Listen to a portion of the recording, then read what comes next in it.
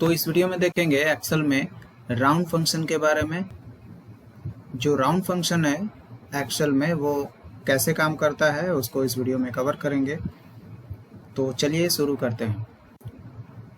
Round को apply करने के लिए सबसे पहले आपको टाइप करना होगा इज इक्वल, फिर राउंड ब्रैकेट स्टार्ट, और मैं इस क्वेश्चन को यहाँ पर अप्लाई कर रहा हूँ 11.344, 1 कोष्टक 1।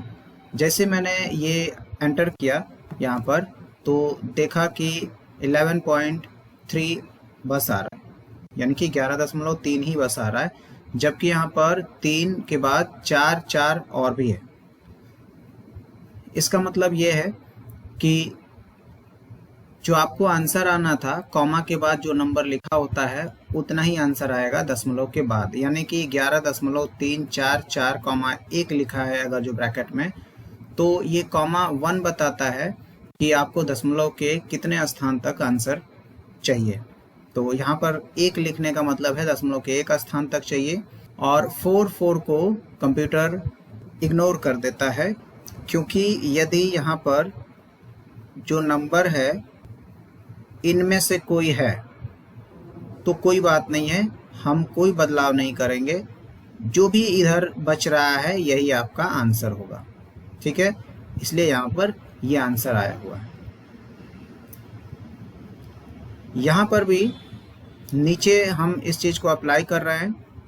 जैसे यहाँ पर हमने राउंड लिखा 11.344, 2 लिखा, इसका मतलब ये है कि आपको दशमलव के 2 स्थान तक आंसर चाहिए, और एंटर करते हैं तो कॉमा 2 आपको रिप्रेजेंट किया कि हमें आंसर दशमलव के 2 स्थान तक चाहिए।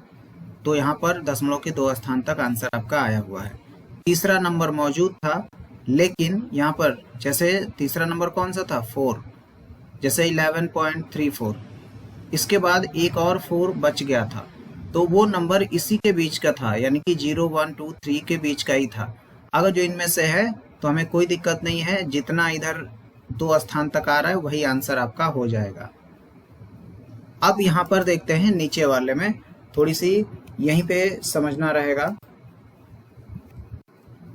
नीचे वाले में क्या करना है कि यदि हमने यहाँ पर लिखा इज इक्वल राउंड 22.4565, 3, इसका मतलब यह है कि दशमलव के 3 स्थान तक आंसर आना है।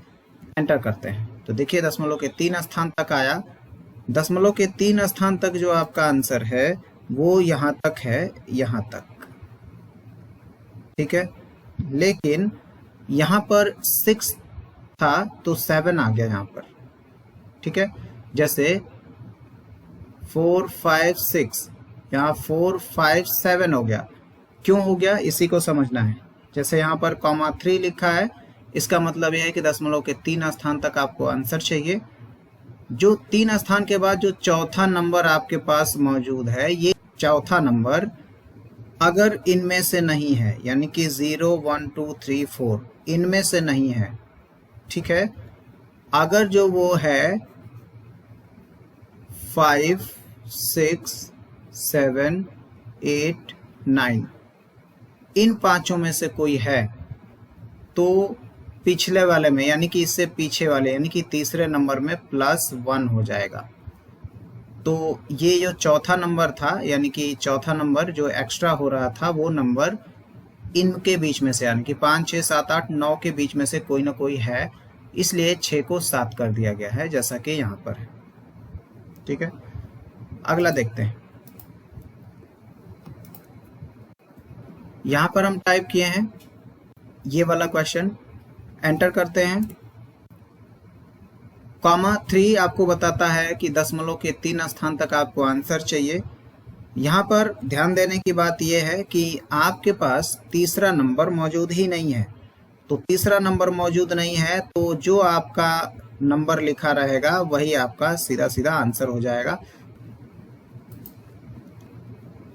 यहाँ पर राउंड फॉर्मूले में जो कॉमा के बाद नंबर है वो नेगेटिव है। यदि नेगेटिव नंबर आते हैं तो आपको दशमलव के बाएं साइड ही आपको सारा रूल्स लगाने होते हैं, सारे काम करने होते हैं, दशमलव के दाहिने साइड से हमारा कोई मतलब नहीं रहता है।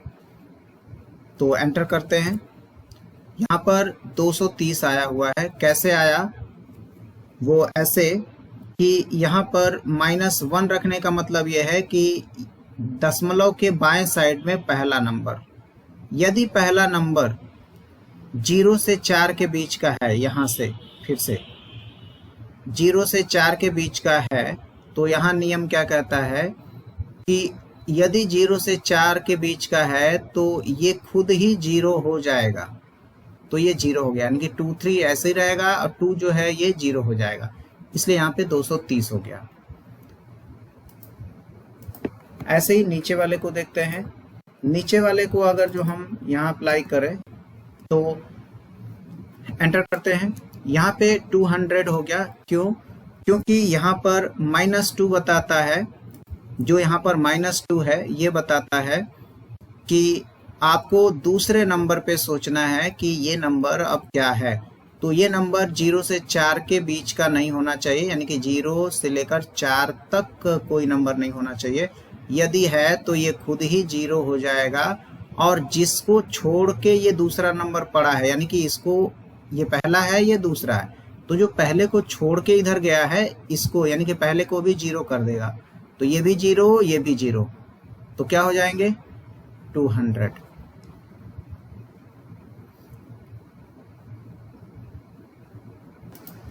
अब इसको देखते हैं, एंटर करते हैं। यहाँ पर 0 हो गया। 0 होने का रीज़न है कि जैसे यहाँ पर मैंने बोला कि -2 बताता है कि आपको पहला और दूसरा, इसी पर ये वाले नंबर पर फोकस करना है, ये वाले पे, ठीक है। तो ये दूसरा नंबर जो है आपका खुद ही 0 से 4 के बीच का ही है। तो मैंने बोला था कि 0 से 4 के बीच का नंबर होगा तो वो खुद ही 0 हो जाएगा, और जिसको छोड़ के गया है वो तो 0 होगा ही। तो ये भी 0 ये भी 0, तो आंसर 0, ठीक है। नीचे वाले को देखते हैं।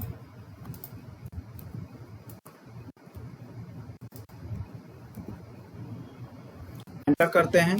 यहाँ पे 1000 हो गया। क्यों? क्योंकि यहाँ पर आप देखेंगे कि -3 लिखा हुआ है। -3 का मतलब 1 2 3, पहले तो इन दोनों को छोड़ के गया तो ये तो 0 ही हो गए।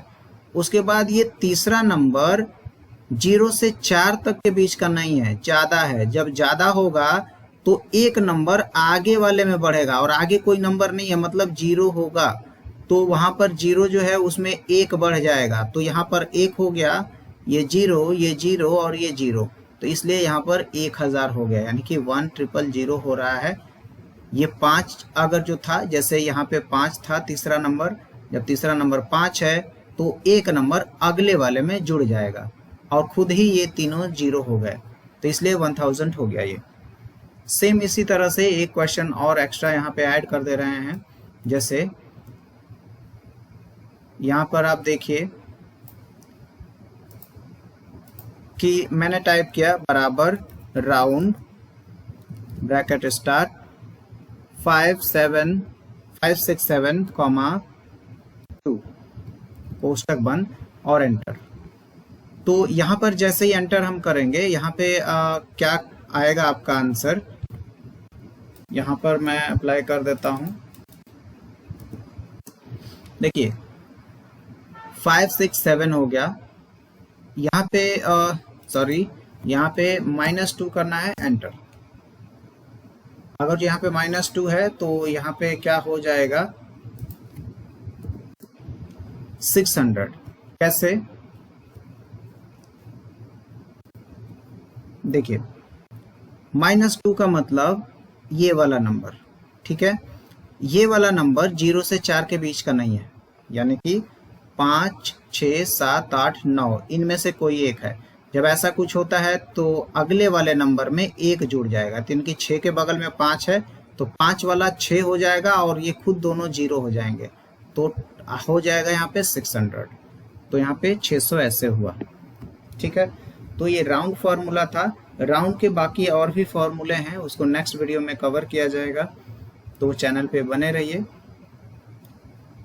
वीडियो समझ में आई हो तो वीडियो को लाइक करें और कमेंट्स करें। अगर जो आपके अंदर कोई क्वेश्चन हो, सुझाव हो, जो भी हो, आप कमेंट कर सकते हैं।